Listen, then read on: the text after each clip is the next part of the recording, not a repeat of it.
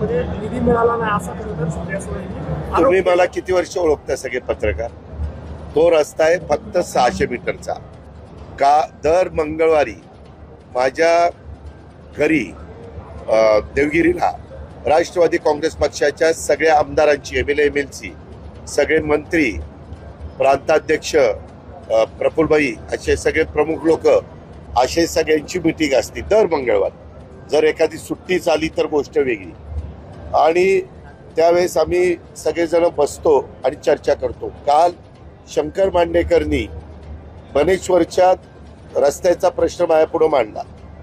मी इथला पालकमंत्री. आपल्याकडे DPDCचा आता नवीन वर्ष सुरू झालेलं. रस्ता किती आहे?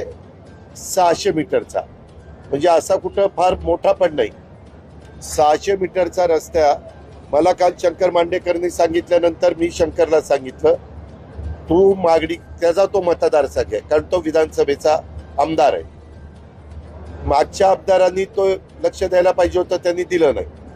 आता त्याला मी असं सांगितलं की एक तर PMRD किंवा जिल्हा परिषद किंवा जिल्हा वार्षिक योजना ह्या 3 पैकी एकाचा निधी देऊन मी ते काम ताबडतोब त्या ठिकाणी सुरू करतो असं मी कालच शंकर मांडेकरला सांगितलं. अनेक माझे सहकारी तिथं हजर होते. ही चर्चा कालच झाली आणि त्याच्यामध्ये मी माहिती घेतली. झालंय काय, रस्ता हे जिल्हा परिषदेचा करू पाहतंय PMRD. जर PMRDला करायचं असेल तर ते त्याच्याकडे हँडओव्हर करावं लागेल. अशा काही गोष्टी आहेत.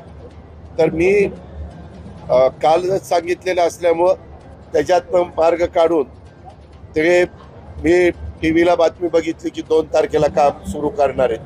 2 तारखेला कशाला? मी ताबडतोबच काम सुरू करतो. त्याच्या संदर्भात माझ्या सूचना ऑलरेडी गेलेल्या आहेत आणि शंकर मांडेकर तिथल्या आमदारांनी आग्रही मागणी केलेली आहे. आमच्या राष्ट्रवादीच्या कार्यकर्त्यांची पण आग्रही मागणी. त्याच्यामुळे मी तो रस्ता करणार.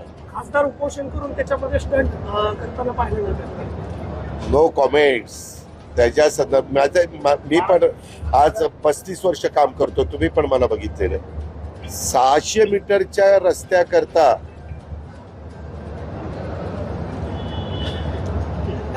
आता ह्याला 5 कोटी असतो आमदार निधी. खासदारांना पण 5 कोटी खासदार निधी असतो. म्हणजे जर करायचं म्हटलं तर कशात नाही करता येऊ शकतो.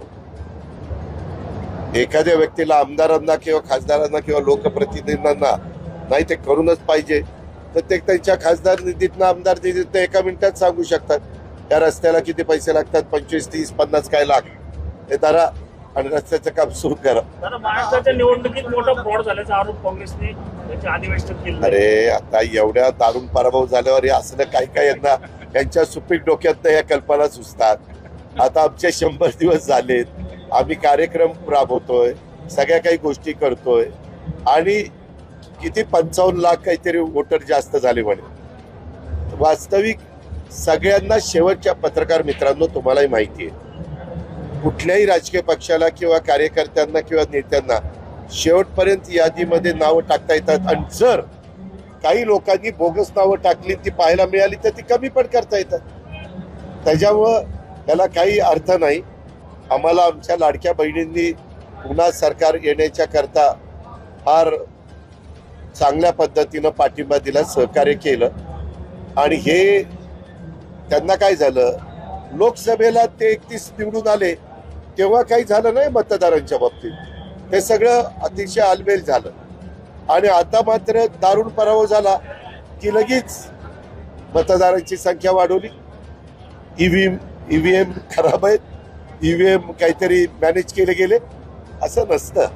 सच के साथ जनता की आवाज़। इसी तरह के जनता के मुद्दे उठाने के लिए हमारे हाथ मजबूत कीजिए, सब्सक्राइब कीजिए, लाइक कीजिए और कमेंट करना ना भूले। देखते रहे मेरा महाराष्ट्र लाइव। हमारे मुख्य संपादक मिर्ज़ा इदरीस बेग के साथ देखते रहे मेरा महाराष्ट्र लाइव। हमें दीजिए ये इजाज़त। आपका दिन शुभ रहे। धन्यवाद।